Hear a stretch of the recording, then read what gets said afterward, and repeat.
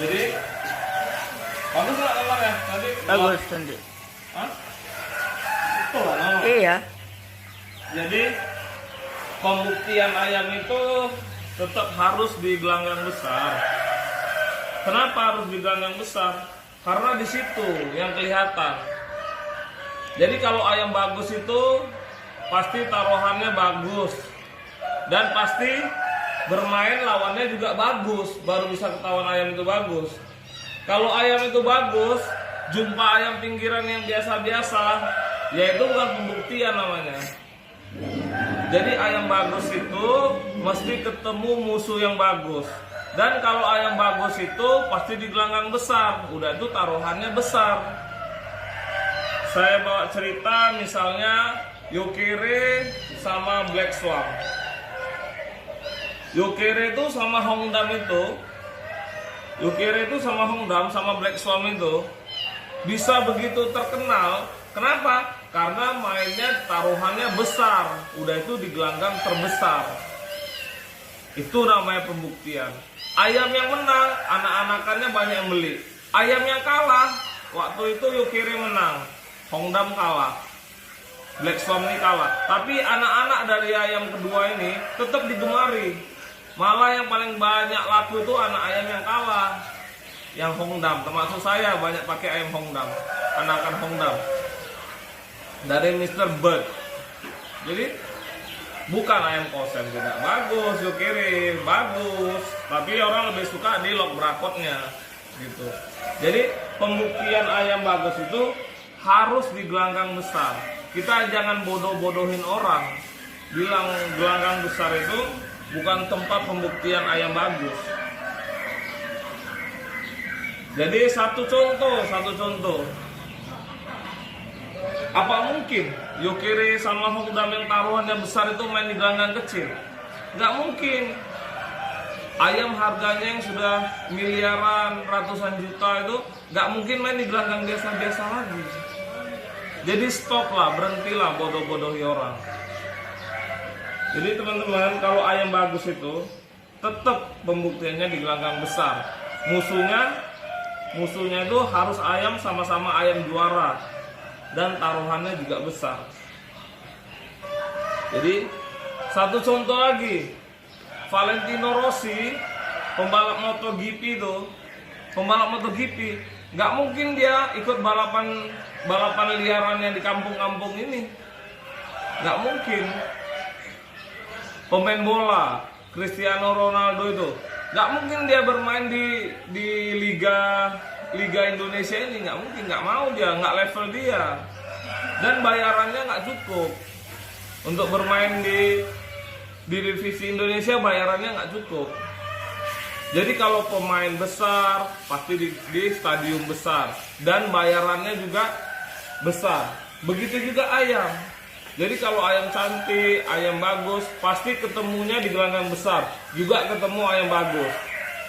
Jadi terus dibilang, Panton, ayamnya ada yang menangga airan katanya, ayamnya jengger bila katanya, jalus gini. Saya bilang, saya kurang tahu. Tapi kalau nggak percaya, ini saya, Antoni Putra Martadipura, tantang ayamnya. Saya tantang ayamnya, yang jengger bila itu, yang jalu, bilang ayam dia ukurannya berapa kilo. Main 100 juta. Saya tantang ayam dia itu, yang jengger bila, kita main 100 juta. Oke, kita main 100 juta, kita jumpa di Binjai, di gelanggang terbesar kedua. Gelanggang terbesar pertama itu di Medan, MP7. Yang kedua di Binjai. Keamanan pasti terjamin kalau di Binjai. MP7 sekarang tutup, tapi Binjai tetap buka. Keamanan terjamin. Se-Indonesia tahu kalau Binjai itu bukan Medan aja ya, Indonesia. Saya pernah main ke Jakarta, orang tuh tahu gelanggang Binjai. Saya pernah main di Rumpin, orang tuh tahu gelanggang Binjai. Jadi keamanan di Binjai itu kita akui. Jadi saya tantang ayam yang jengger bila, kita main 100 juta. Bilang ayam jengger bila itu beratnya berapa, kita main timbang. Jadi kalau kilonya pas, 3,2 atau 3,3, selisih sedikit, saya kalah tanding sedikit, saya main. Ya, ini saya Antoni Putra Martadipura tantang ayam Jengger Bila itu yang Jalu, bilang berat kilonya berapa. Hari Rabu ini, saya pun hari ini pergi ke Binjai. Kalau bisa hari ini, kalau nggak bisa hari Rabu ini. Hari Rabu ini, kalau nggak bisa juga hari Minggu depan. Ya, saya mau lihat ayam yang juara itu. Kita main. Katanya nggak airan di MP7, saya nggak tahu, memang saya nggak tahu. Kalau saya tahu saya bilang tahu, kalau nggak tahu saya bilang nggak tahu. Oke, kita lihat ayamnya. Yang itu katanya menang nggak airan, nggak apa-apa, saya nggak takut. Kalau menang sama saya udah biasa. Kalau menang sama saya udah biasa. Kalau kalah saya nggak malu, dan kalau menang saya nggak besar hati. Oke, jadi saya tantang ayam Jengger Bila itu main Jalu, bilang kilonya berapa, kita jumpa di Binjai, main 100 juta. Oke. Wabarakatuh. Nih saya udah berangkat ke Binjai, bawa 1 ekor ayam Jalu. Kita nengok aja beliau dateng nggak ya kan. Jadi kalau mau bikin konten, mau jual ayam, ya udah jual ayam aja ya kan. Kalau mau bikin konten, ya udah bikin konten aja. Jangan kita nyinggung-nyinggung atau nyindir-nyindir orang lain. Kalau kita nyinggung-nyinggung, nyindir orang lain, gitu kita ditantangin orang, nggak berani, kan kita malu. Bikin konten pendidikan misalnya ya bagus, kalau cara nyehatin ayam, cara nyambung bulu, ngikat patok, cara jahit mata ayam.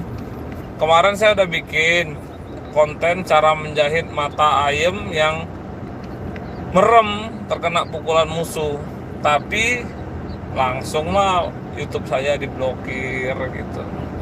Jadi ketika ngadu pas airan saya jahitin, waktunya sempet. Jadi lebih bagus konten-konten yang mendidik daripada kita nyindirin ayam orang, nyindirin YouTuber lain gitu kan. Dibilang pengiriman sepi ya. Pengiriman nggak sepi karena saya lockdown. Ayam-ayam saya itu tidak bisa terkirim, jadi tertahan di kandang saya. Bukan pengiriman sepi, tiap hari kita ngirim ayam.